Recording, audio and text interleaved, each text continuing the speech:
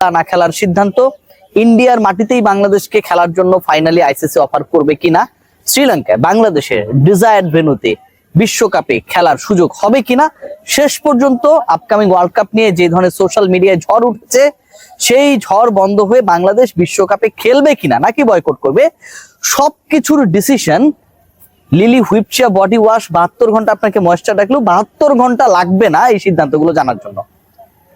Hopefully আগামীকালের মধ্যে একটা ফিরতি মেইল বাংলাদেশ ক্রিকেট বোর্ড পেতে যাচ্ছে।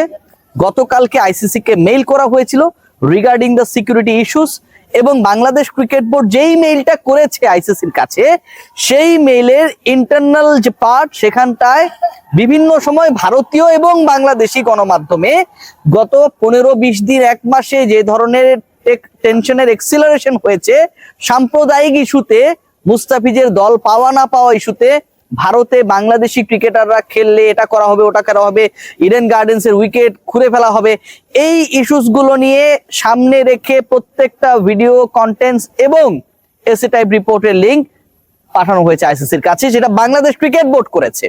এবং সেটার উপর ভিত্তি করে আইসিসি যেই রেজাল্টটা দিবে বা চিঠিটা, ফিরতি চিঠি বাংলাদেশ ক্রিকেট বোর্ডের কাছে পাঠাবে, যতটুকু জানা যাচ্ছে সেটা কালকের মধ্যেই আসবে। এখন অনেকেই বলতে পারে স্যাটারডে সানডে হিসাব নিকাশ, বাট আমার কাছে যে ইনফরমেশন রয়েছে তাতে আগামীকালের মধ্যেই Bangladesh cricket board they are expecting to have the return letter from ICC.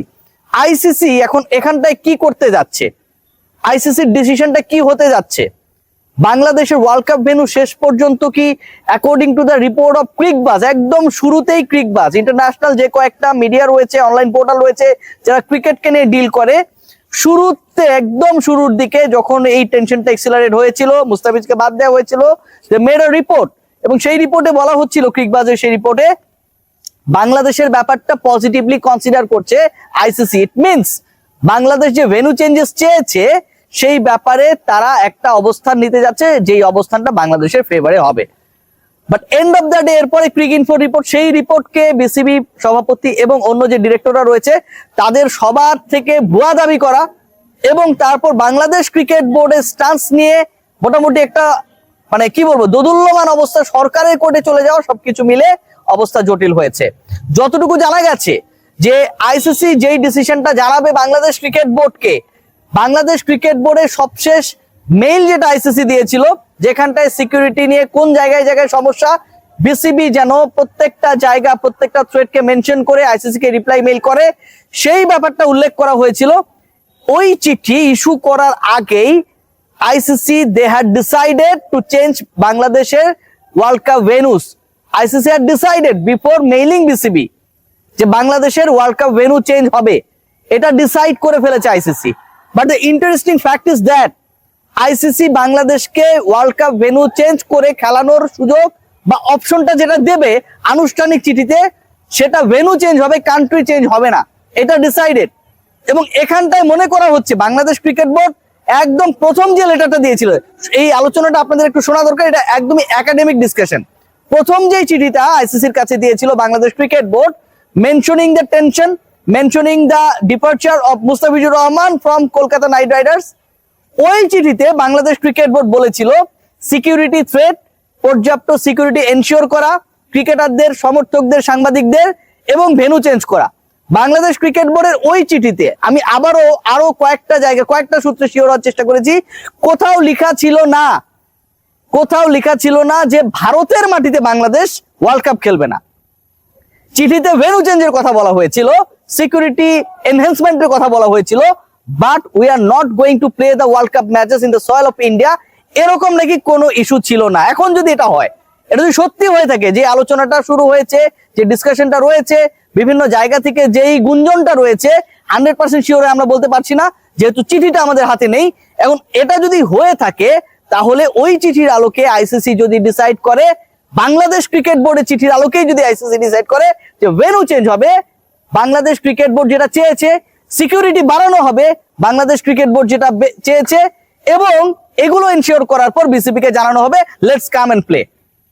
What will happen, মোটামুটি একটা জটিল অবস্থা তৈরি হবার অপেক্ষায় আগামী 48 ঘন্টার মধ্যে, ট্রাস্ট মি, আগামী 48 ঘন্টার মধ্যে একটা জটিল অবস্থা তৈরি হবে।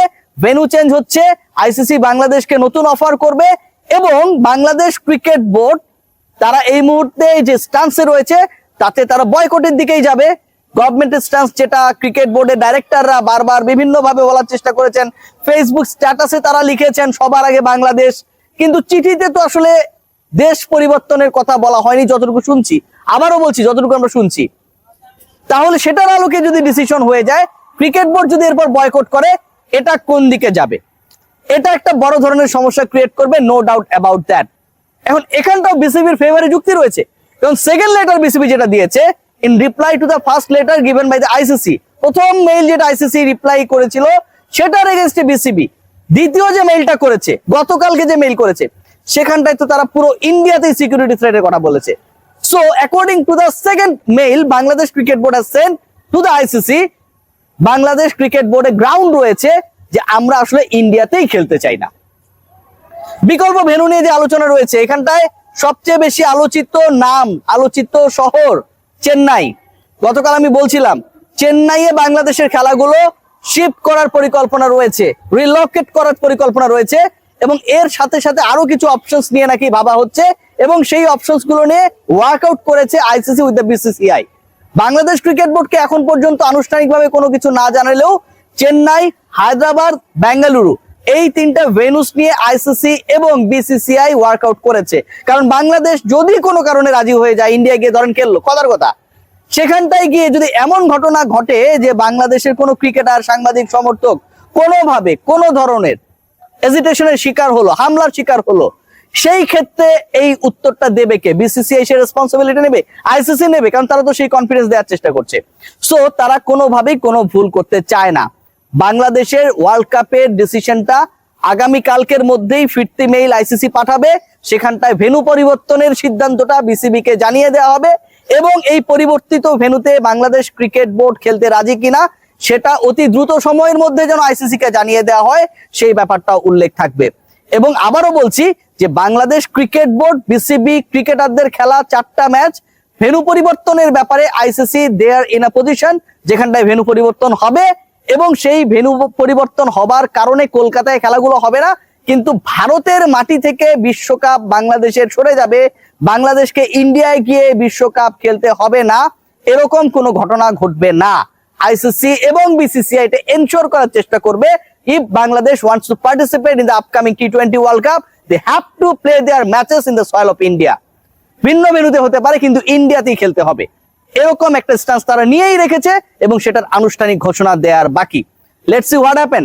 বাংলাদেশ ক্রিকেট বোর্ড আমার কাছে মনে হয় তারা একটা টেনশনে রয়েছে, বাংলাদেশ গভর্নমেন্ট একটা স্ট্যান্স রয়েছে, বিসিসিআই, আইসিসি তারা এমন একটা অবস্থায় রয়েছে যেখানটায় বাংলাদেশের ইস্যুটাকে ছোট করে খাটো করে দেখার সুযোগ নেই। সিকিউরিটি থ্রেট এসেছে, বাংলাদেশ ক্রিকেট বোর্ডের সেকেন্ড মেইলের মাধ্যমে প্রত্যেকটা থ্রেটের কথা বলা হয়েছে, giving the link of those medias যারা ইন্ডিয়া থেকে রিপোর্ট করেছে এবং বাংলাদেশ থেকে এই সিকিউরিটি নিয়ে রিপোর্ট করেছে। সো বাংলাদেশ ক্রিকেট বোর্ড যে লিঙ্কগুলো উল্লেখ করে, থ্রেটস গুলো উল্লেখ করে আইসিসির কাছে চিঠি লিখেছে, সেই থ্রেট গুলোকে উপেক্ষা করার কোনো সুযোগ নেই, কিন্তু বিসিসিআই এবং আইসিসি তারা আলটিমেটলি এটাতে খুব বেশি গুরুত্ব দিবে বলে মনে হচ্ছে না। Let's see what happen. আমাদের আলটিমেটলি এখন প্রেডিকশন করা ছাড়া কোনো উপায় নাই, বাট বাংলাদেশের ক্রিকেট বিশ্বকাপে খেলা না খেলা নিয়ে মোটামুটি যে একটা বড় জটিলতা তৈরি হতে যাচ্ছে, আনুষ্ঠানিক ঘোষণার শুধুমাত্র বাকি যে সেই জটিলতা শেষ পর্যন্ত কোথায় গিয়ে দাঁড়ায়। সবাই ভালো থাকবেন।